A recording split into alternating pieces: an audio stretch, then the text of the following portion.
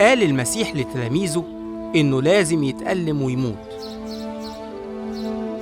بس هيقوم من الموت في اليوم الثالث. وفي عيد الفصح اللي هو خروج اليهود من مصر، لما كان بياكل معاهم قال لهم إن في حد هيخونه منهم ويسلمه للموت في نفس الليلة. كانوا قلقانين وبدأوا يسألوا بعض مين هيكون الخاين. ما فهموش إن المسيح كان بيتكلم عن يهوذا. بعد العشاء راح المسيح مع تلاميذه لجبل الزيتون علشان يصلي.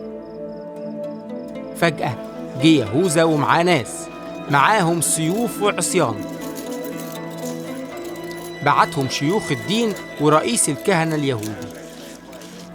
قرب يهوذا من المسيح وباسه، وكانت هي دي الإشارة للناس اللي كانوا معاه علشان يقبضوا على المسيح.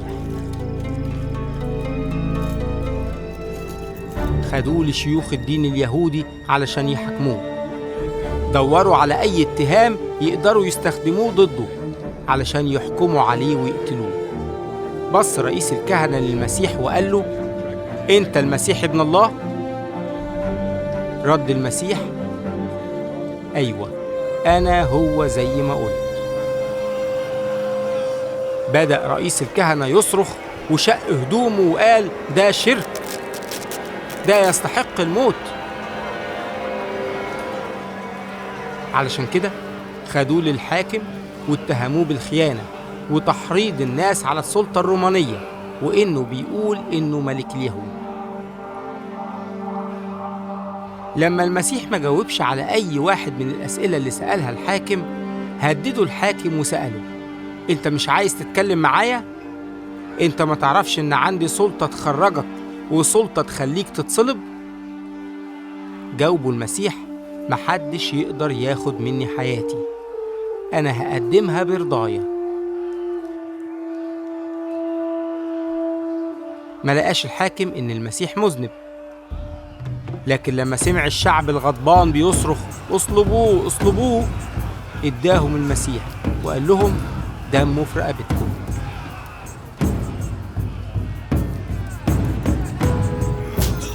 فخدوه الجنود وجردوه من هدومه وضربوه وجلدوه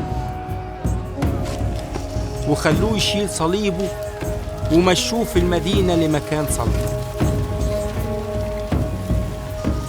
وفي الطريق مشي وراه ناس كتيرة، والستات كانت بتعيط وتلطم وتضرب نفسها. لما وصلوا حطوه على الصليب ودقوا المسامير في ايديه ورجليه على الصليب. صلبوه بين 2 مجرمين، واحد على يمينه والتاني على شماله، وحطوا يافطة مكتوب عليها: هو ده ملك اليهود. كان الجنود والناس اللي كانوا هناك بيزعقوا فيه ويشتموه ويهنوه، لكن المسيح رفع راسه للسماء وقال: أبويا اغفر ليهم لأنهم ما يعرفوش هم بيعملوا إيه.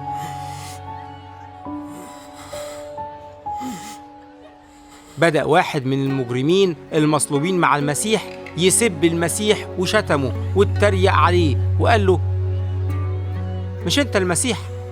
خلص نفسك وخلصنا معاك.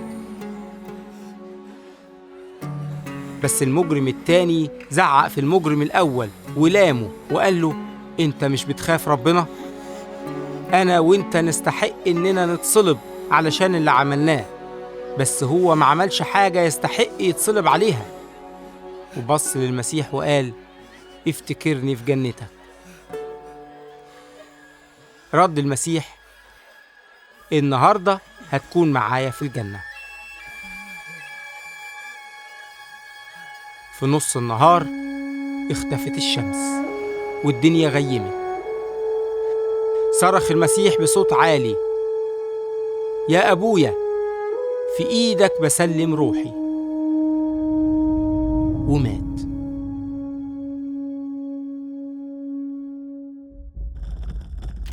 وفي اللحظة دي بالظبط حصل زلزال وانشقت ستارة الهيكل لنصين من فوق لتحت.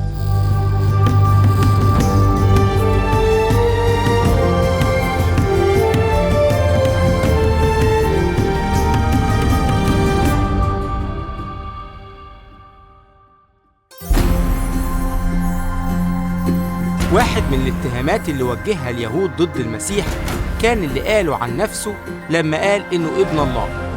هم فهموا التعبير ده بالمعنى الجسدي ولا فهموه صح؟ المسيح كان يقدر يمنع صلبه. برأيك ليه اختار إنه يتصلب؟ إزاي نعرف إن موت المسيح ما كانش صدفة ولا مفاجأة؟ المجرم المصلوب صدق كلام المسيح لما قال له إنه هيدخل الجنة؟ على أي أساس وعد المسيح بإن يكون المجرم معاه في الجنة لما ما كانش عنده وقت يقوم بعمل صالح أو يعيش حياة ترضي ربنا؟ تفهم إيه من ده؟